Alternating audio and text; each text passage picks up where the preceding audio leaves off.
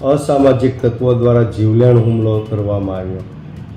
મિત્રો, ખૂબ જ ગંભીર અને ચિંતાજનક બાબત છે કે નવનીતભાઈએ જે ફોન કર્યો એ ફોનની અંદર માયાભાઈને નવનીતભાઈએ કોઈ જગ્યાએ એવો આગ્રહ નથી કર્યો કે તમે માફીનો વિડીયો બનાવો।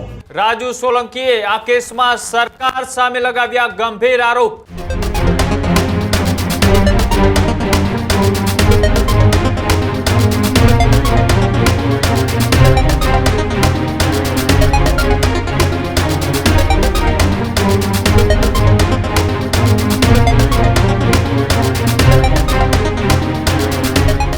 સમાચારોમાં આગળ વાત કરીએ બીજા મહત્વપૂર્ણ સમાચારની તો બગદાણાની બબાલ વચ્ચે મોટા સમાચાર ફરીથી સામે આવી રહ્યા છે। નવનીત બાલદિયા કેસમાં હવે રાજુ સોલંકીની પણ એન્ટ્રી થઈ છે। રાજુ સોલંકીએ આ કેસમાં સરકાર સામે લગાવ્યા ગંભીર આરોપ। રાજુ સોલંકીએ બબાલને લઈ અનેક ખુલાસાઓ છે તે કર્યા અને કહ્યું કે અમે પોલીસના કોઈ વિરોધી નથી, જવાબદાર પોલીસ અધિકારીઓના નામ ઉમેરવામાં આવે આવી વાત પણ રાજુ સોલંકીએ કરી છે। સાથે જ આ જે ઘટના બની છે આ ઘટનાને લઈ તેઓએ આશ્રમ પર ભાજપના અમુક નેતાઓની નજર હોય તે રીતની વાત પણ રાજુ સોલંકી દ્વારા આ ઘટનાને લઈ કરવામાં આવી છે। આ જે ઘટના બની છે બગદાણાની બબાલની, આ જે તેની આસપાસ બગદાણા મંદિરની આસપાસ જે લારી ગલ્લા દુકાન પાથરણાવાળા જે ધંધા કરી રહ્યા છે તે પોતાની રોજીરોટી માટે ત્યાં જે વસ્તુઓનું વેચાણ કરી રહ્યા છે, એ શ્રીફળ હોય, અગરબત્તી હોય કે પછી રમકડા હોય, તે તમામ દુકાનો ઉપર પણ ક્યાંક ને ક્યાંક કોકની નજર હોય અને તમામ જે લારી ગલ્લાવાળાઓને હટાવી અને ત્યાં પોતાનું કોઈ કોમ્પ્લેક્સ ઊભું કરવા માંગતા હોય તેવી વાત પણ રાજુ સોલંકીએ કરી। સાથે જે રીતના આ ઘટના બની છે આ ઘટના પહેલાં પણ અનેક વખત બગદાણાના લોકો તેમની મુલાકાતે આવ્યા હોય તે વાતનો પણ રાજુ સોલંકી આમાં ઉલ્લેખ કરતા શું કહ્યું આવો તે પણ જોઈએ। નમસ્કાર મિત્રો, હમણાં જ બગદાણાની અંદર કોળી સમાજના જાગૃત યુવાન ભાઈ શ્રી નવનીતભાઈ બાલદિયા ઉપર અસામાજિક તત્વો દ્વારા જીવલેણ હુમલો કરવામાં આવ્યો। મિત્રો, ખૂબ જ ગંભીર અને ચિંતાજનક બાબત છે કે નવનીતભાઈ પોતે એક સામાન્ય બાબતનો ભોગ બન્યા છે અને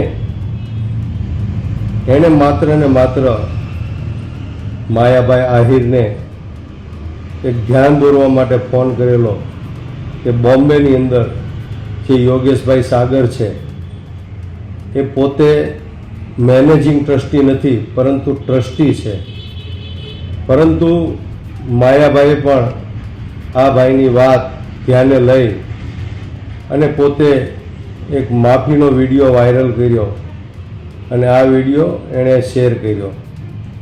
પરંતુ મિત્રો, મારે એટલું જ કહેવું છે કે નવનીતભાઈએ જે ફોન કર્યો એ ફોનની અંદર માયાભાઈને નવનીતભાઈએ કોઈ જગ્યાએ એવો આગ્રહ નથી કર્યો કે તમે માફીનો વિડીયો બનાવો કે વિડીયો બનાવો, પરંતુ નવનીતભાઈએ તો માત્ર ને માત્ર માયાભાઈ આહિરનું આ બાબતને લઈને ધ્યાન માત્ર દોર્યું હતું। એ પછી મિત્રો, અસામાજિક તત્વો દ્વારા આપ સૌ જાણો છો કે 8 લોકોએ જીવલેણ હુમલો કર્યો।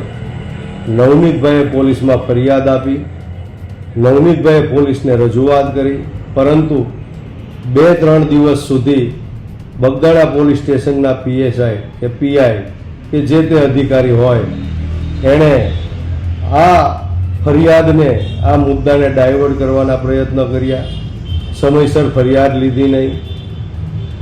નવનીતભાઈ જે ફરિયાદી છે એ લખાવે એ પ્રમાણે ફરિયાદ લેવાની ના પાડી। તો મિત્રો, મારે આજે આ ભાજપના શાસનમાં હર્ષ સંઘવી જે ગૃહ રાજ્ય મંત્રી છે એ સુખિયાણી વાતો કરે છે, મોટી મોટી વાતો કરે છે, પોલીસ ડિપાર્ટમેન્ટની પ્રશંસા કરે છે। પોલીસ ડિપાર્ટમેન્ટ કે પોલીસ પરિવારના અમે વિરોધી નથી, ઘણા પોલીસ અધિકારીઓ ખૂબ સારા પ્રમાણિક અને નિષ્ઠાવાન પોલીસ અધિકારીઓ છે, એને સેલ્યુટ કરવાનું મન થાય। પરંતુ હમણાં જ ભાવનગર જિલ્લાની આવી 2 ઘટના બની. હમણાં જ એક બ્રાહ્મણ યુવાને પાટીદાર સમાજની એક દીકરી સાથે પ્રેમ લગ્ન કરેલા, એમાં પણ પોલીસ અધિકારીની, ડીવાયએસપી સાહેબની શંકાસ્પદ ભૂમિકા લોકોની વચ્ચે આવી, લોકોની સામે આવી. એવી જ આ બીજી ઘટના, પોલીસ અધિકારીઓએ આવો જીવલેણ મરણતોલ મારી અને જાનથી મારી નાખવાની કોશિશ કરી હોય છતાં પોલીસ ફરિયાદીની ફરિયાદ ન લે, આ કેટલા અંશે વ્યાજબી છે? મિત્રો, આજે મારે હર્ષ સંઘવી, જે ગૃહ રાજ્ય મંત્રી છે, જે પોતે ગુજરાતની સુરક્ષા અને કાયદો વ્યવસ્થાની જે વાતો કરે છે, એને મારે કહેવું છે કે જો તમારામાં જરાકે શરમ હોય તો આ ઘટનાની અંદર જે આરોપીઓની ઉપર ફરિયાદ દાખલ થઈ છે એની સાથોસાથ એને સહયોગી તરીકે, એના મદદગાર તરીકે જે તે પોલીસ અધિકારીઓ જે છે, જવાબદાર પોલીસ અધિકારીઓ છે, એના પણ નામ આની સાથે ઇન્વોલ્વ કરવામાં આવે, એના ઉપર પણ એફઆઈઆર કરવામાં આવે. બીજું મિત્રો, ઘણી બધી અટકળો ચાલી રહી છે કે નવનીતભાઈ માયાભાઈને ફોન કર્યો એટલે હુમલો થયો. નવનીતભાઈને હું રૂબરૂ મહુવા ખાતે હનુમંત હોસ્પિટલમાં જઈને મળ્યો, એમની સાથે બેઠો, ચર્ચા કરી, ઘટના વિશે જાણકારી મેળવી. નવનીતભાઈનું કહેવાનું એમ હતું કે માયાભાઈના દીકરા જયરાજભાઈએ મને ફોન કરી અને ક્યાં મળવું છે, ક્યાં છો, એવી બધી વાતો કરી. એ પછીના થોડાક જ સમયમાં આવી રીતે મારી યારે ઘટના બની અને મારી ઉપર હુમલો થયો. અને પોલીસ એવું કહે છે કે ખરેખર માયાભાઈ એવું કહે છે, જયરાજભાઈ એવું કહે છે કે ભાઈ ખરેખર અમે લોકો આ ઘટનામાં કંઈ જાણતા જ નથી, આ ઘટનામાં અમે કોઈ જગ્યાએ ઇન્વોલ્વ નથી. પોલીસ એવું કહે છે કે ખરેખર આ નવનીતભાઈ છે એ બુટલેગરો હોય, ખનીજ માફિયાઓ હોય, એની બાતમી આપતા હતા, એની માહિતી પોલીસને પૂરી પાડતા હતા. એટલા માટે નવનીતભાઈ ઉપર આ બુટલેગરો અને ખનીજ માફિયાઓએ હુમલો કર્યો છે. તો મિત્રો, આ સત્ય ક્યારે બહાર આવશે? આ એક પ્રશ્ન છે. મિત્રો, ખરેખર ખૂબ જ દુઃખદ બાબત છે, દુઃખની બાબત છે. ગુજરાતની અંદર કોળી સમાજ કે અન્ય સમાજ ઉપર અવારનવાર આવા હિચકારા હુમલા થતા હોય, જીવલેણ હુમલાઓ થતા હોય, તો આ જવાબદારી કોની છે? ગૃહ વિભાગની છે? ભાજપ સરકારની છે? પોલીસ અધિકારીઓની છે? કોની જવાબદારી છે? અસામાજિક તત્વો, ગુંડાઓ ખુલ્લેઆમ મન ફાવે એ રીતે ક્રાઇમ કરી રહ્યા છે, ગુનાઓ કરી રહ્યા છે, આચરી રહ્યા છે. અને પોલીસ અધિકારીઓ આ મોટા માથા, મોટી વગ ધરાવતા પૈસાવાળા લોકોને, એના ગુંડાઓને હંમેશા બચાવવાનું કામ કરે છે. તો આ ગુજરાતની જનતા માટે એક ખૂબ જ ચિંતાજનક વિષય છે, એક વિચારવાનો વિષય છે, આત્મા જગાડવાનો વિષય છે. મિત્રો, એ સિવાય મારે બીજી એક વાત કરવી છે કે ખરેખર આ નવનીતભાઈ ઉપર હુમલો થયો શેના માટે, એનું કારણ શું, એની પાછળનું રહસ્ય શું છે? તો મિત્રો, આજે મારે તમને કહેવું છે, નવનીતભાઈ પોતે અને બગદાણા ગામના ઘણા બધા આગેવાનો છેલ્લા 2 વર્ષથી મારા સાથે સંપર્કમાં છે અને મારી ભાવનગર ખાતે જે ઓફિસ છે ત્યાં પણ મને રજૂઆત કરવા આવેલા, મને મળવા આવેલા. અને આશ્રમની અંદર ચાલતા ગેરવહીવટ અને ભ્રષ્ટાચાર અને ગેરરીતિ વિશે ઘણી બધી ચર્ચાઓ કરેલી. બીજું કે વર્ષોથી પેઢી દર પેઢીથી બગદાણા આશ્રમની આજુબાજુમાં, બગદાણા આશ્રમની બહાર જે ગામના લોકો, જે ગરીબ માણસો છે, આ લોકો પોતાનું ગુજરાન ચલાવવા માટે શ્રીફળ હોય, પ્રસાદી હોય, ચૂંદડી હોય, રમકડા હોય, આવી બધી વસ્તુઓ વેચી અને પોતાના પરિવારનું ગુજરાન ચલાવે છે. ત્યારે આ આશ્રમના, બગદાણા આશ્રમના ટ્રસ્ટી એવા યોગેશભાઈ સાગર, એના દ્વારા આ લોકોને કન્નડગત કરવામાં આવે છે.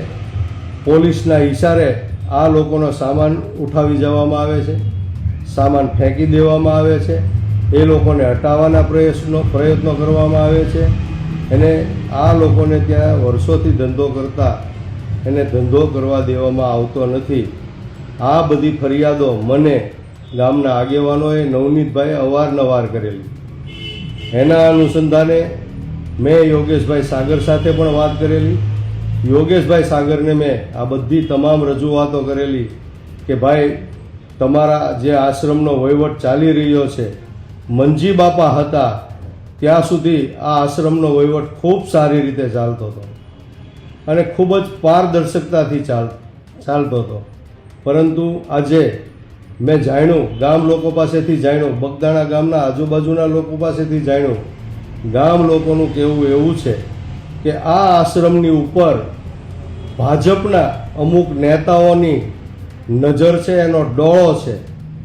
ખાસ કરીને આ બોમ્બેની અંદર બેઠેલા ધારાસભ્ય યોગેશભાઈ સાગર, એમને આ આશ્રમની અંદર શું એટલો બધો ઇન્ટરેસ્ટ છે, શું રસ છે, એના ઉપરથી આપ જાણી શકો છો કે ખરેખર આ આશ્રમનો વહીવટ કઈ રીતે ચાલે છે, કેટલા લોકો ચલાવે છે. અને ખરેખર આ આશ્રમની અંદર મેનેજિંગ ટ્રસ્ટી હાલમાં કોઈ છે નહીં. પરંતુ આ યોગેશભાઈ સાગર છે એ પોતે મેનેજિંગ ટ્રસ્ટી ન હોવા છતાં આ આશ્રમના તમામ નિર્ણયો કઈ રીતે લઈ શકે અને એક ચક્રી શાસન કઈ રીતે ચલાવી શકે, એક સવાલ છે, એક પ્રશ્નાર્થ છે. બીજું, મિત્રો, ભાવનગર જિલ્લા અને ભાવનગર જિલ્લાની બહારથી બગદાણા ધામ જે આશ્રમ છે બજરંગદાસ બાપાનું, આખા વિશ્વ વિખ્યાત આ આશ્રમ છે, આ ધાર્મિક સ્થાન છે. અમને પણ એના ઉપર અપાર શ્રદ્ધા છે, આસ્થા છે. ત્યારે ખરેખર આ એક ધર્મસ્થાન છે, એક આસ્થાનું કેન્દ્ર છે. ત્યારે મારે આ યોગેશભાઈ સાગર અને એની પાછળ કે આગળ જે લોકો હોય, એની સાથે જે લોકો હોય, એની જે રીતે નજર હોય આશ્રમ ઉપર, મારે એને કહેવું છે કે આ આસ્થાનું કેન્દ્ર છે. આ કોઈ આ કમાવા માટેનું આ ધર્મસ્થાન નથી. આને તમે ધંધાનું કેન્દ્ર ન બનાવો, કમાવાનું કેન્દ્ર ન બનાવો. મારે લાગતા ઓળખતા લોકોને એ પણ એક ટકોર કરવી છે કે ખરેખર વર્ષોથી આ બગદાણા આશ્રમની અંદર આ વહીવટ કોણ કરે છે, કઈ રીતે ચાલે છે, આની તમામ માહિતી આ નવનીતભાઈ પાસે હોય. નવનીતભાઈએ અવારનવાર આશ્રમ માટે જે કોઈ વસ્તુ, જમીનો ખરીદાતી હોય, આશ્રમ માટે જે કોઈ ચીજ વસ્તુઓ ખરીદાતી હોય, જે કોઈ સામગ્રી ખરીદાતી હોય, એના ઉપર પણ અનેકવાર પ્રશ્નાર્થો થયા છે. પરંતુ આજ સુધી આશ્રમની આવી કોઈ બાબત બહાર આવી નથી. પરંતુ ગામના લોકો બધું જાણે છે, નવનીતભાઈ જાણે છે. અને નવનીતભાઈએ અવારનવાર આ બાબતે આશ્રમના ટ્રસ્ટીઓની સામે વિરોધ કર્યો છે. ત્યારે મિત્રો, મને 100% શંકા છે કે આ નવનીતભાઈ ઉપર જે જીવલેણ હુમલો થયો છે એની પાછળ ક્યાંક બોમ્બેથી પણ એના ઈશારે પણ આ હુમલો થયો હોય. ત્યારે મારે પ્રશાસનને, પોલીસ અધિકારીઓને, એસપી સાહેબને કે ગૃહ વિભાગને કહેવું છે કે આ જે ઘટના બની છે એમાં દૂધનું દૂધ થાય, પાણીનું પાણી થાય. એના માટે એસઆઈટીની રચના કરવામાં આવે અને જેટલા લોકો આમાં સંડોવાયેલા, શંકાની 100 જેટલા લોકો ઉપર હોય, એના કોલ ડિટેલ, કોલ રેકોર્ડિંગ તપાસવામાં આવે, ચેક કરવામાં આવે.